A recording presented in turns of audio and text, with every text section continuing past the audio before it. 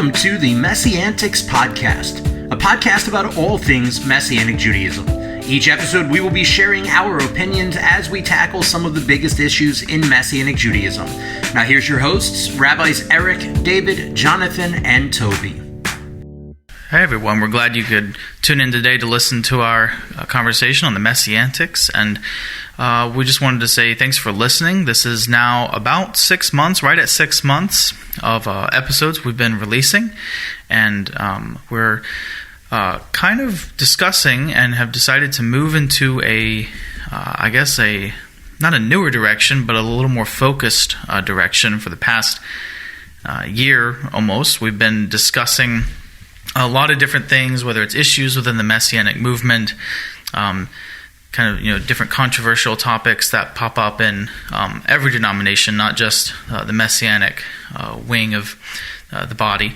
But we've decided we're gonna focus more on having those hard discussions about issues and decisions that need to be made that are going to better help the Messianic movement to actually move forward as a grounded, functional body of Messiah. And so in order to have that, some of those discussions need to be had. So that way people are thinking, we want to encourage you to think about some of these issues.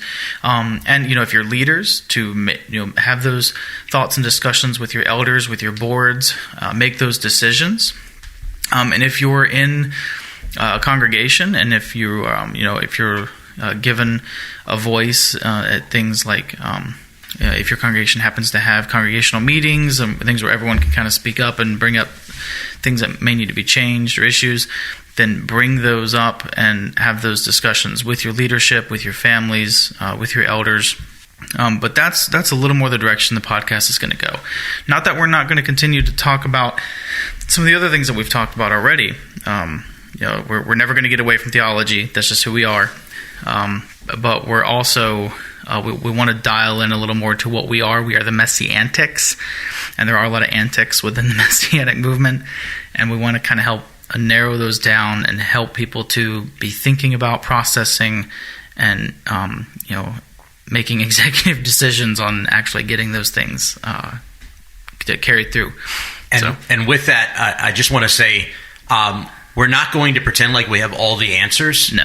Or that we've seen all of the problems, but we do feel the best way to find solutions is to actually have conversations and recognize when there are problems or when there are issues that need to be addressed for betterment. And so that's kind of our hope and our goal, is just to have open and organic dialogue on some of the things that we see. And there may be more, and there may be things that we're blowing out of proportion, but things that we see that we would like to see better for the further future of the movement. Yeah, and now that we've had about 6 months of recording and talking, we kind of feel confident that that's the direction we should go. I was joking earlier about how we've kind of spent the last half year finding ourselves, if you will, because we kind of have had to. Yeah, launching something new. You got to kind of figure out what it's going to be. Yeah. And this week we're talking about... Oh, yeah, this week we're going to be discussing... Yeah, sorry. I was totally going to let you jump in and take that. No, I was fine. I just was. I didn't know. I was waiting for that to segue into this. Sorry. So anyway, we are going to segue into today's conversation, which is going to be focused on a topic that is near and dear to our hearts.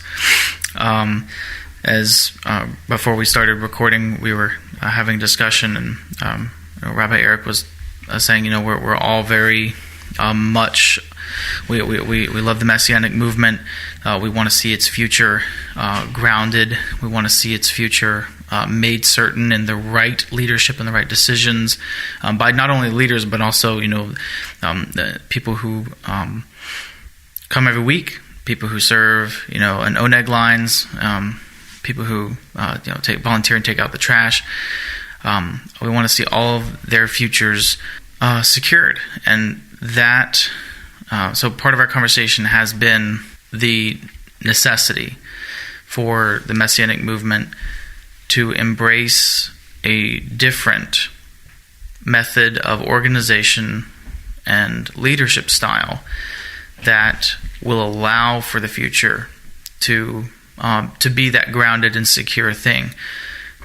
So And kind of the conclusion we've come up with thus far is that we need to move from a fellowship model, which most of the Messianic organizations are kind of based around being a fellowship, not a, and I guess we'll use the word denomination just because everyone knows what that is, and it will simplify things for us. But moving from a fellowship model to a denominational model, and so, what is a fellowship model? Do any of you want to jump in on that? Like, when someone says a fellowship model, what do you think about when someone says that? So in my opinion, and this is from my experience and observation, from my experience, a fellowship organization is one in which, in the case of a congregational atmosphere like we're dealing with, congregations and leaders within those congregations voluntarily come under the umbrella of fellowship with other like-minded congregations or leaders, and there's not as much a hands-on involvement in the individual community, the individual congregation from the greater organization, the parent organization, the fellowship organization, as you would see perhaps in denominations. For me, I think one of the biggest things is you see a lot less intentional accountability from the parent organization, the fellowship organization, to each individual congregation, as you would see maybe within a more traditional denominational approach, in which there's a governing organization that you are aligned with, and there's representation, and you're communicating back and forth. And at least within and I'll speak to like the way the IMCS works. At least within the IMCS, you're a congregation for a certain period of time. Like, you have to start a congregation; it has to exist for a certain period of time before it can come under as part of the fellowship of the IMCS. As opposed to where I think 40 years into this, we should be, instead of bringing in new congregations solely. Now, I think those happen on their own organically, and there needs to be a way for them to come in. But I think we should be intentionally sending people out to start congregations. We should be involved in starting congregations. We should be at a place where we're vetting congregations before they exist, rather than bringing them in to vet them, and so on. So that's just a loose thought, and there's more that go into it than that. I will say one perk, though, to a fellowship is a lot less financial obligation from the individual congregations to the greater organization. But I also think that the financial obligation, the increased financial obligation of a more denominational role, would greatly benefit in some of the areas we're going to address in what we anticipate to be a series of several episodes in having this conversation. So I think that you just brought up something that I find significant to this discussion, and it really points out the difference between the fellowship model and a denominational model. And you said it in your statement that the fellowship model has the advantage financially of not costing the congregation as much, where the denominational has the advantage of having more funding requirements, which bring about more changes and more things happening. The reality is that much of what has been done in the Messianic movement, and I say this as someone who's started 7 congregations and done things in that way in this fellowship model, is that because we started as individual congregations that then joined something that existed, we're much more focused on ourselves than on the greater. And so when we look at it and we say, if we become denominational, it will cost us more money, that's the mindset of this fellowship idea of individuality versus unity, where if your mind changes and says that as part of a group, a denomination, if you will, our offerings become part of the betterment of the whole, that accountability, that responsibility changes in the format to protecting what's mine to building what's ours. And I think that that's a big part of this conversation. Yeah, definitely a my kingdom versus the kingdom. And again, I don't know that that's necessarily the attitude of those leaders. I don't think it's necessarily an intentional, this is my kingdom. Sure. But I think there is sometimes, because our our sight is focused on what's immediate to us. Yeah. We have a vision that only goes so far. Like we can't see the bigger picture because what's in front of us is so immediate and so sometimes dire financially. Yeah. I think of congregations, just looking at our experience at CMC, I think our congregations have been affected by hurricanes here in the last few years. There was definitely a couple of months there where my entire and almost every conversation I had with other leaders was about the distraught of the hurricane damage and we went 10 months without our building. Every conversation was, this is what we're going to, and I, for several months, didn't see anything else going on. And then all of a sudden we kind of come out of that, our world kind of comes back together and it's like, I missed a lot. There was all of this other happening. Mm-hmm. So I think that there's that need for a greater sight of what's happening, a greater picture. Toby?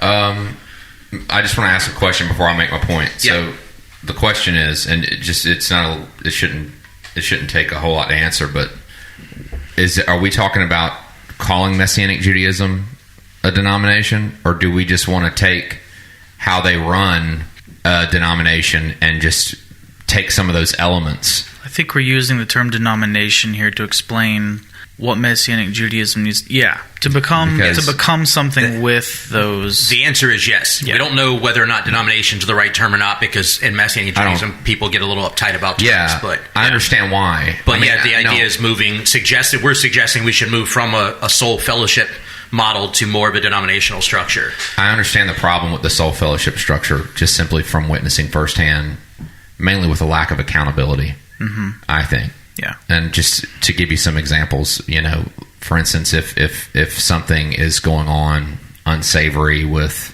finances, or if something is, if there's no transparency with a congregation about finances.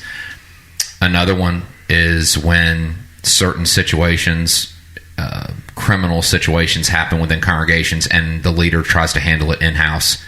Biggest mistake. Yeah. Honestly, I think one of the first lessons you should learn as a leader is there are certain things that happen in your congregation that you cannot handle in-house. Yeah.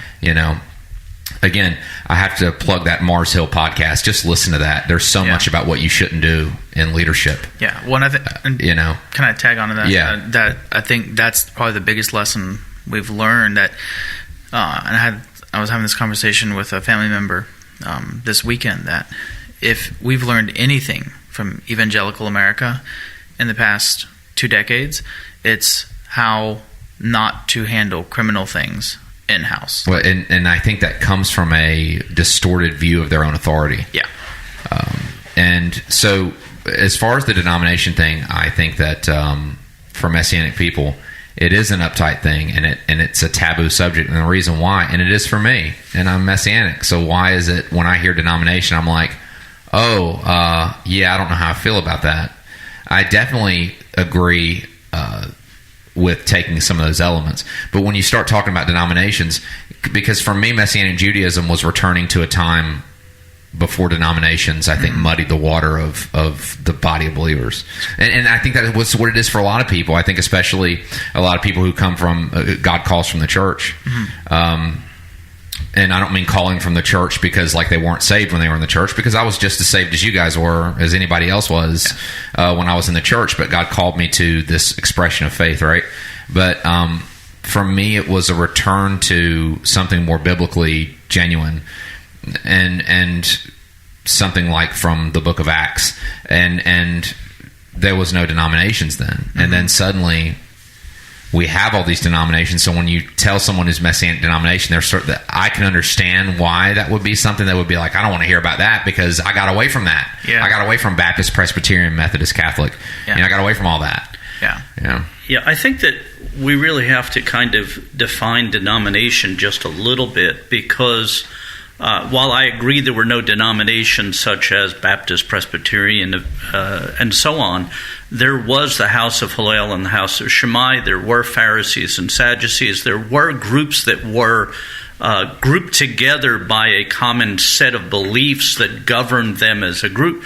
I think part of the reason that I want to see something akin to a denomination within the Messianic movement is because it will actually determine in some ways who's in and who's out. In other words, as long as we're just a fellowship organization, anybody can put up a shingle and say, I'm Messianic, and the whole world just puts them in and says that's part of that, regardless of educational qualifications of leadership, regardless of teaching, statements of faith, of vision for it, of all of the craziness that goes on in the extended Messianic movement. It also gives us the accountability, and Toby was absolutely right when it comes to governing and judicial things, not having a mechanism outside of our community that handles things like what happens if the rabbi gets addicted to drugs. And I'm not even saying intentionally, and understand that the opioid epidemic exists not because somebody was looking for it, but because it was prescribed. Right. There's actually a congregational leader that I know, actually two, one within the Messianic movement, one outside, who were in car accidents. They got put on opioids and they got hooked on it, and it wasn't like I went out intentionally to go get this, but both of them are addicted to, or at least were addicted to opioids, and there's no mechanism outside of the individual body to assist with that. And I'm not talking even judicially to come in and say we're casting you out, but to have a process to assist that leader to walk through what he's dealing with, at the same time to protect, to teach, to share, to govern the body in a way that helps. So having these things, I cannot tell you the number of questionable things that have happened over the years that there's no means to deal with from a governing judicial way. And on the other side of that, there's really no means. Again, Rabbi David, your congregation went through a significant... Now, we had hurricane damage here, but our building wasn't destroyed. We're still dealing with insurance companies. But your building was largely destroyed. If there was a denominational type structure within the Messianic movement that unified congregations, there could have been a mechanism to assist you more readily. I mean, there were those that did. Yeah, I will say that's another perk to the fellowship side of things, is that because it's voluntary, there's a when you have the denomination structure, there's kind of this felt obligation to buy into certain programs. With the fellowship model, there's a felt desire to participate in things. And so with our congregation, and there's one in Fort Myers that went through it this past year, that there were numerous Messianic congregations that made financial donations to assist in getting our building back up and running, that helped. Several gave in a way that allowed us to help other people restore their lives after the hurricane and things, and because of some of this, we were able to help feed the community some and things like that.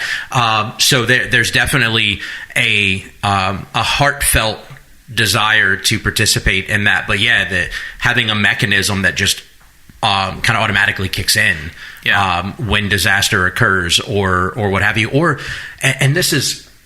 And I don't think we've actually gotten, when we say this is going to be multiple episodes, I think it's because we never really get around to where we really want to go. Sure. So eventually we'll get around to where we really want to go. But I think this is another big part of it is, and I'm not going to name names. I try not to name names, especially in negative situations. But I try not to name names.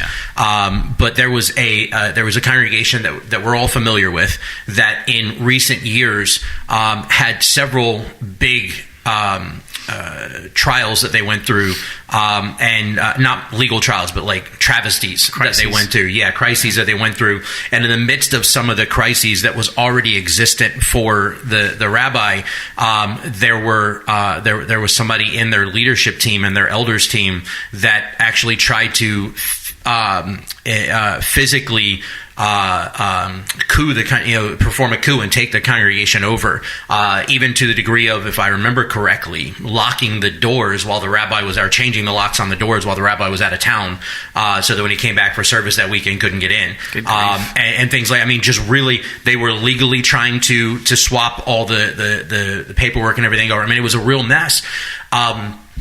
And there were those that were able to step in and help but there wasn't, in a denominational situation or something more akin to a denomination. Again, I don't necessarily like the word. It's not the best word, but it is what it is. I mean, in fairness, Messianic Judaism isn't the best terminology either. Yeah. So, because all of Judaism has a Messianic expectation. But nonetheless, in the case of this particular congregation, if there had been a denominational structure set up, then the denomination would have had a mechanism to be able to step in during these crises that were in a lot of ways prohibiting the rabbi from being able to be as proactive because of outside crises, being able to be as proactive in discerning some of the crazy going on because he was already dealing with his own stuff. And the denomination could have a mechanism step in and say, hey, you know what, you're going through something pretty serious. We're going to bring a rabbi in to serve in your pulpit for you for however long you need, or bring in a series of rabbis so that you can focus on all of this stuff going on right now, and we'll protect you. We'll be that rear guard that will defend you. Take a sabbatical. And then even at that wasn't able to play out when the turmoil was happening and the split was attempting and the coup was happening. There wasn't a mechanism in place to step in and solve that problem. Or at least assist. And so the congregation came out okay in the end. They lost some people, but it panned out better for them in the long run. Things have gone really well. And there were those that voluntarily, like I said, heartfelt, that voluntarily stepped in to assist and to help right the ship and rebuild and what have you. But I think that's a big need, like to have an organizational structure that is actively involved, that is actively and the beauty of the way things are set up, at least, and I'm going to speak solely to the IMCS model because this is where we're most familiar with. I'm a part of the UMJC as well, and they have their own model, and it's also kind of a fellowship model, but they have their own model as well. But in the IMCS model, the beauty of the way things work is that each congregation has virtually full autonomy, which is great in terms of building a congregation as an identity that meets the identity of the community, that is able to serve the identity of the community they're in. It's great for being able to establish their own theological opinions and positions and so on. But the downside is that there isn't a baseline for all of the congregations, even down to education and leadership development and so on and so forth. Or what a worship service looks like. Yeah. I think that on top of this whole process that we're going through, a fellowship style structure generally results in a reactive response to situations where a denominational in other words, back to the hurricane situation, if in a denominational structure there's money that's given on a regular basis that goes into a fund so that should something happen, there's immediate assistance that's available. Where in a fellowship organization type thing, it's set up so that when something happens, the word is set out and then people can give. And honestly, you can do both of those. And at our congregation, there's been many times, especially early in our congregation, where we didn't have any money in the bank. And every time something happened, we'd have to say, okay, guys, the air conditioner is broken. We got to raise up money. Let's do this and get it together. But it's much more, I'm not going to say calm, but comforting, I guess, in a way to say we have X amount of dollars in the bank in our emergency fund so that should an air conditioner go out, should the plumbing need to be fixed, should something happen, we're not having to go out and try to beat the bushes to gather funds together to do that.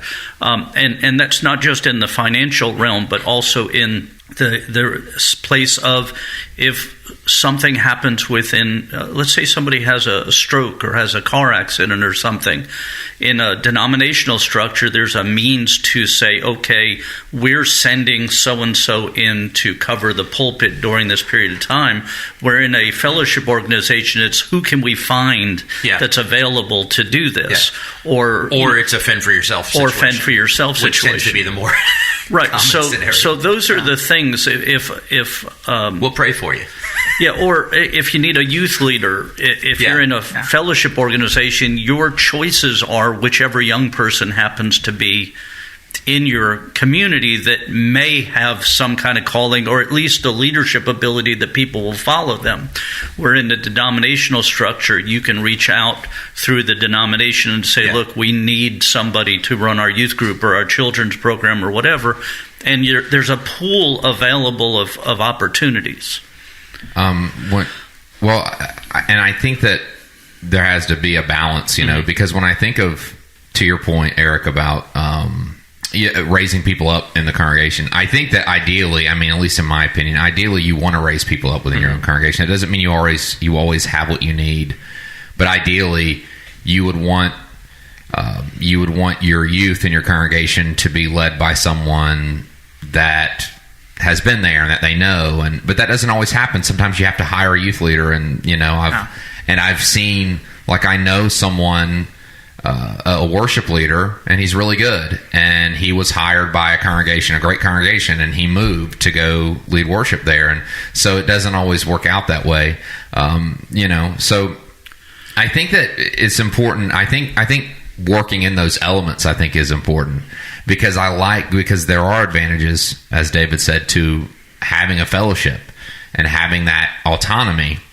The problem is that I just think that we're all the way in the Messianic movement. We're all the way on one end of the spectrum. Yes. Yeah. Right. Yeah. And I was going to say a perfect example of what you mentioned is we've been now out of COVID lockdowns for 3 years.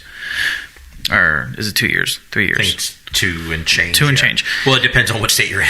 Well, we're in the free state of Florida and Alabama. We were free before a lot. Some of you who are listening probably were not set free from the chains quite as soon as we were. But we haven't reopened our prison ministry since 2020, just because the person that was the minister in charge of that hasn't. They had some life situations that caused them to need to step away, which is fine.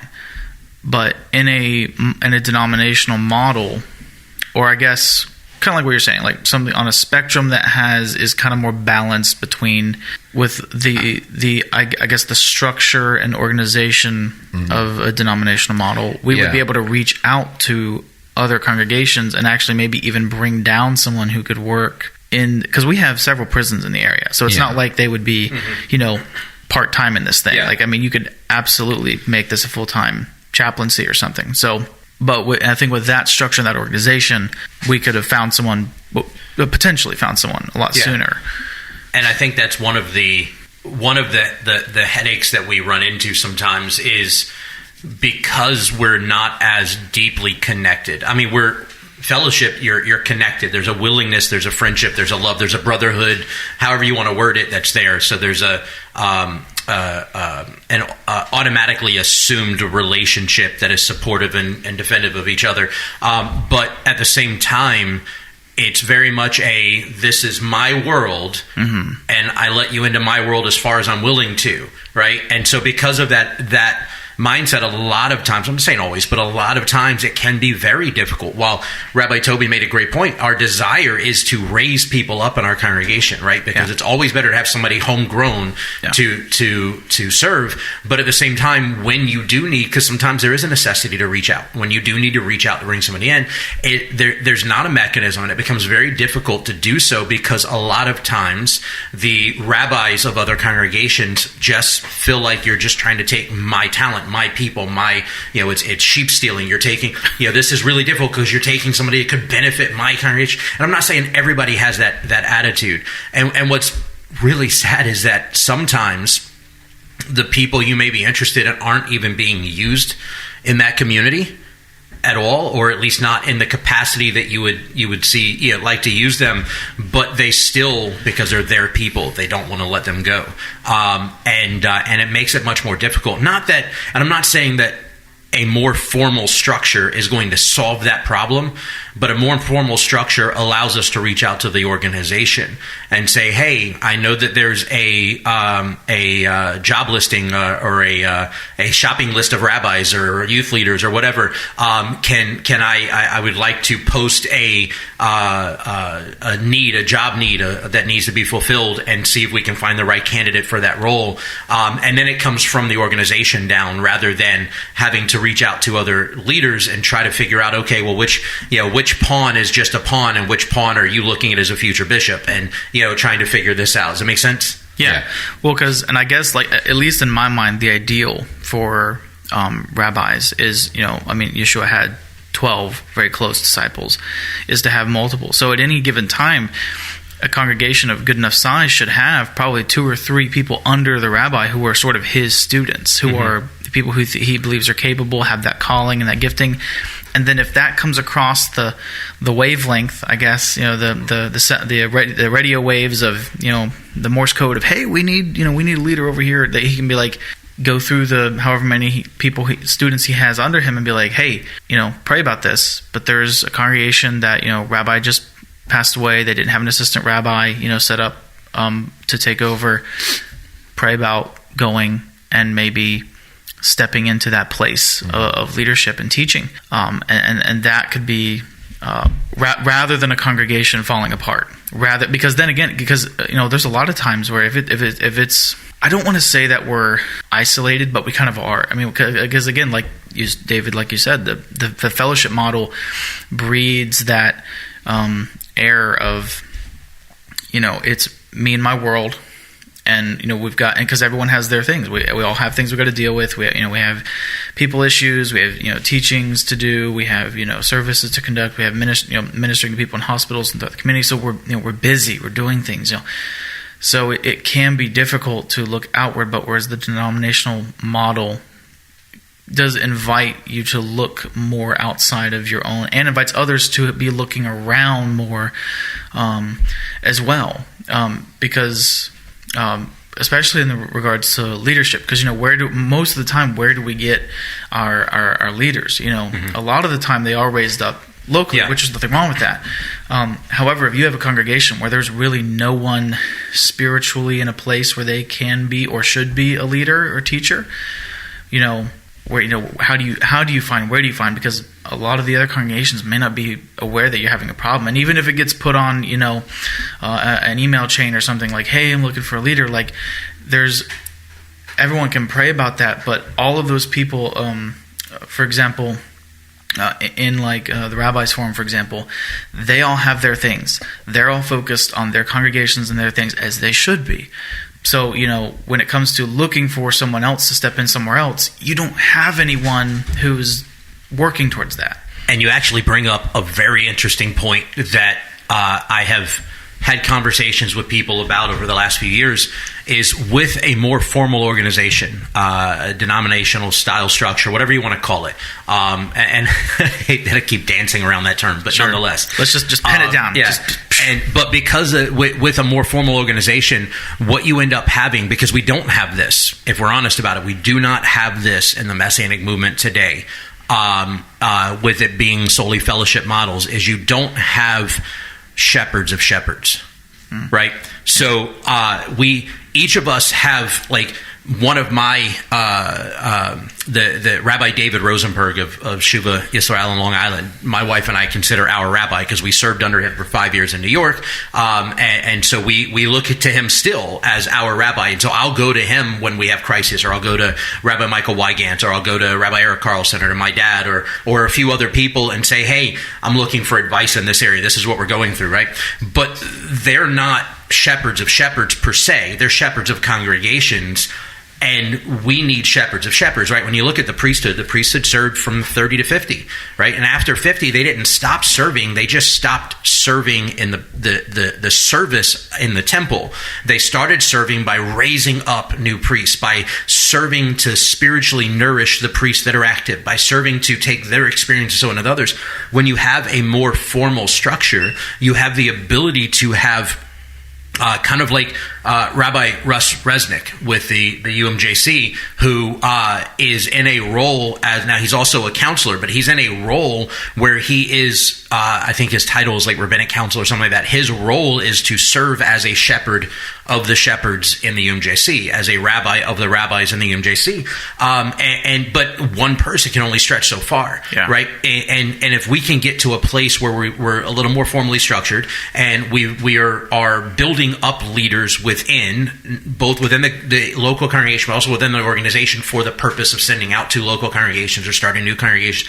We're building up leaders. Then we can take the leaders who have spent decades building leaders up and have them serve in roles where they are now building those leaders who are already functioning. They can be shepherds to shepherds, so that when I have a crisis, like we've had over the last 6 months, 8 months in our congregation that we've come out of now, but when we have a crisis, I have somebody direct I can go to.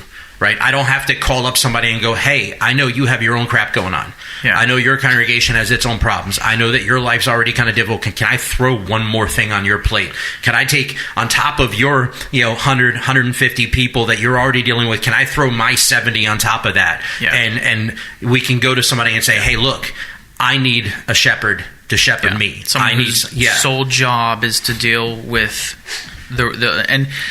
and I'll plug this in just because it's my background, but the Army has its leadership structure, especially for line units, is set up the way it is, and I'm sure the Marines are a similar way because combat units are structured a lot of the same. You psychologically in high tense situations, and not just like combat, but like dealing with getting people trained up and ready, the human mind can only deal with and or lead about 4 to 5 people. Like they did studies on this that like you can only handle 4 to 5 other people on your own. That's why when you break it down to the smallest unit in an infantry platoon is a fire team. So you've got a fire team. You've got usually a corporal or a sergeant. That's 4 to 5 people. Several riflemen, machine gunner. Then you have a squad. Squad leader's in charge of 5 to 10 people. So, as a whole, he's in charge, but he really only communicates with those 2 team leaders. So he's just in charge of those 2. Like those 2 team leaders are handling their 3 to 4 man teams, and then he's handling the team leaders. How many squads in a platoon? You got 4. So platoon sergeant is only really communicating with and dealing with 4 other people. So those 4 guys each have their breakdowns and who they're dealing with and what have you. And that almost sounds like Yittro's advice to Moses: leaders of tens and hundreds and thousands. It's very similar. I want to bounce off of 2 thoughts in here. One is to clarify something I said earlier, which was when I was talking about raising up leaders. I absolutely agree with Toby that we should raise up from within our communities when we're able to. What I was talking about was if you have a community and let's say you have a group of young people, but there's nobody that really expresses a calling to be the youth leader. What a singular congregation and fellowship will generally do is say, okay, where's the rabbi's son? Okay, or the elder's son, or whatever, and whether they have a gifting or a calling or whatever, we put them into that position, or whether they're actually even living biblically. It's almost as if we feel like we have to have somebody, so we'll just grab somebody from within, because we don't have a mechanism to go outside and say, look, we don't have somebody gifted or called or even living to a position where they can be an example and a leader. Is there somebody I can bring in? But going off of what Jonathan said about prison ministry earlier, we have 4 or 5 prisons right here in our local area, but if you extend that out a couple of hours, there's several more prisons. If you extend it out a couple hours after that, there's even more. And we get letters almost every week from prisons that are outside of our reasonable driving distance. But if we as a denomination were to hire somebody who would be the prison chaplain and establish chaplains under them to help with that, that one person could go and do a whole region worth of prisons on a regular rotation and establish that, instead of our congregation trying to find enough people to go into 4 prisons or 6 prisons on a regular basis and so on. So the advantage, it goes beyond that. And again, I think that we should be involved in those things. Prisons, orphans, widows, that's our primary calling of ministry to deal with. But as fellowships, individual congregations, we all try to do what we can, and sometimes we fall short because we don't have the mechanism to do all of it. So we just don't do any of it. Where if we could work together on things, we could accomplish so much more in that way.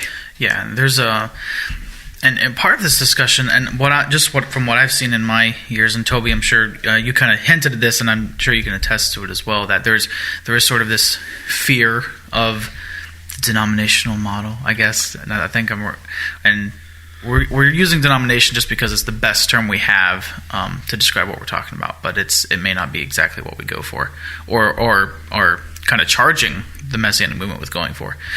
But there is sort of this fear of organizational, being organized or having people at the top to disseminate. But the question I would pose, the question I am going to pose is, if you are so afraid of organized, quote unquote, religion, then why do you use and or read from the book of Acts, which is nothing but the Yeshua movement, organizing itself and becoming organized? I mean, half of that book is them making decisions about, basically making statements of faith. Yeah.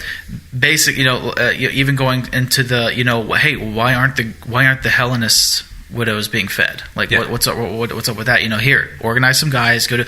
So if you're coming, exactly. So if you're coming into a Messianic congregation, you've been burned by, if you're coming out of a church and you've been burned by the denominational structure of, whether it's the SBC or Presbyterian Church or whatever have you, you cannot let fear drive your walk and your allegiance to the movement, because you'll end up burning yourself and others, because and it's unrealistic too, because even in our literature that's sacred to us as Messianics, it's organized. It's an organized faith structure. Like, it's not just there. We're not just there winging it, with like, we got our Torah and our seat. We're just out here swinging around. Like, no, there was actual structure and organization to how they did what they did.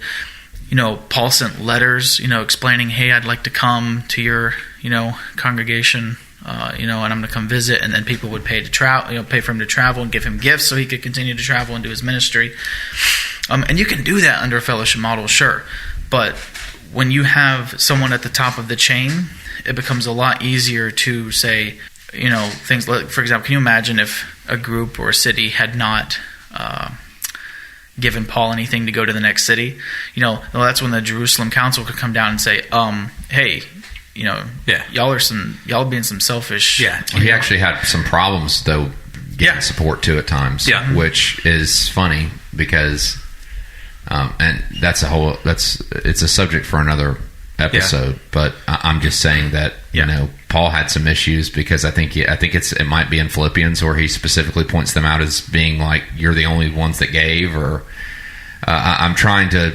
I probably shouldn't have brought that up if I don't exactly know. Philippians, But he, which is funny because some people feel that they don't have to do that, or they don't, But anyways, he also had issues with that. Yeah. So as we move towards closing this episode out, and again, we're going to hit on this subject for a few more episodes, but as we move towards closing this episode out, I actually want to talk to or ask a question of Rabbi Toby and Rabbi Jonathan, as two guys who are currently in the ordination process with the IMCS, and who have within the last few years moved into a rabbinic role. At this stage and where you are in walking in your calling and in developing your calling, what would you deem as the most valuable thing that you would like to see added for bettering raising up new leaders in the Messianic Jewish movement?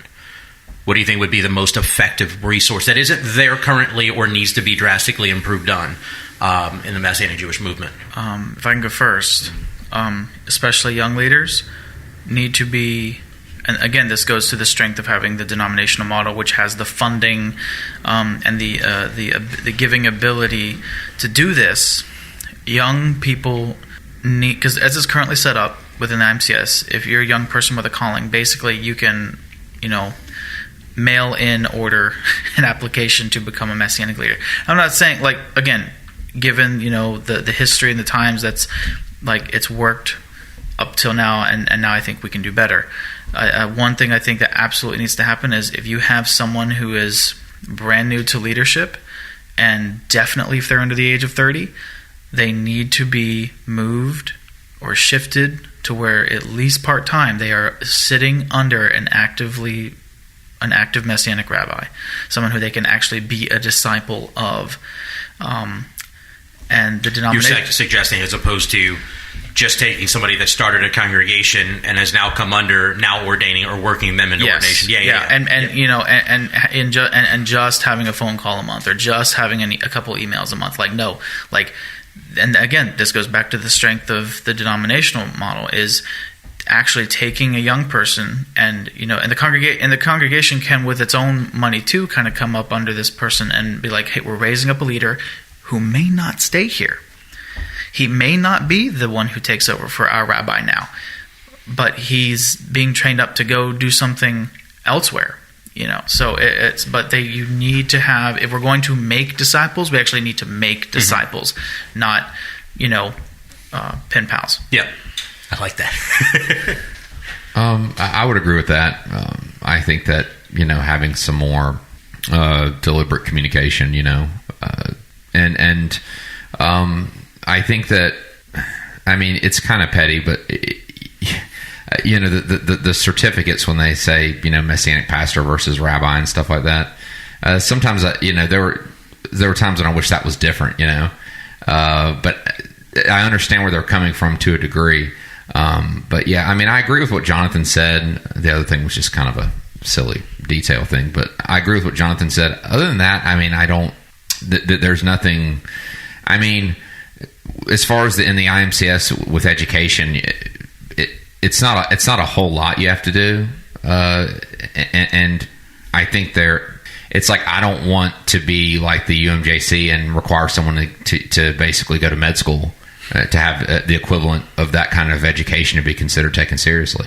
Because, otherwise, who did Yeshua pick to change the world? He picked a bunch of fishermen and stuff, right? But they also walked with him. They did, but what I'm saying is that it didn't, right, and it costed them in not out of their pocket. It costed them in other ways. You know what I'm saying? Sure. It's about a life walk and being a journeyman and things like that.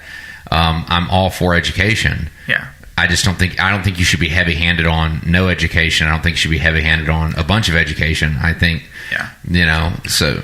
If I can add this to. Yeah, I was pretty much done. Okay. Yeah. Again, strength of the denominational model. If you have the funds, there are scholarships. You can actually, and because I know there are schools that give Messianic students scholarships, but I'm talking about for example, if you go to become a Catholic priest, a lot of the time you go and your school's paid for by the whichever diocese you're under. Not all the time. But, if you become a priest or whatever student loans you took out or, debt you may have is then paid by the church at completion of a degree. So yeah, that happens with the denomination that runs the school I did my undergrad at. Was if you go through their ordination process, get ordained, then they reimburse for or pay off your tuition. Yeah, so educate, and I'm right there with you. I believe if this is your calling, most of the time God does not call rich people to be that's the problem. Teachers. Because that's the stupidity of it to me. I know that's a strong word, but the stupidity of it to me is we worship a Messiah who talked about giving away money, giving away agency, giving away leverage, giving away authority.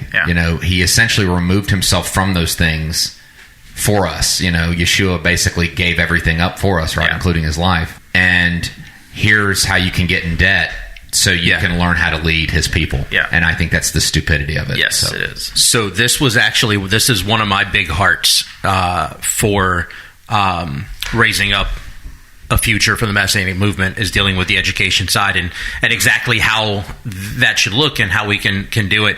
So I'm going to suggest, if you guys don't mind, let's actually pick that up on the next episode because we said we're going to carry this conversation for a few episodes. Let's jump right into that and let's have some fun with it because I've got a lot of thoughts there and I'd like to bounce some of them off of you guys and see what your thoughts and hearts are on that as well.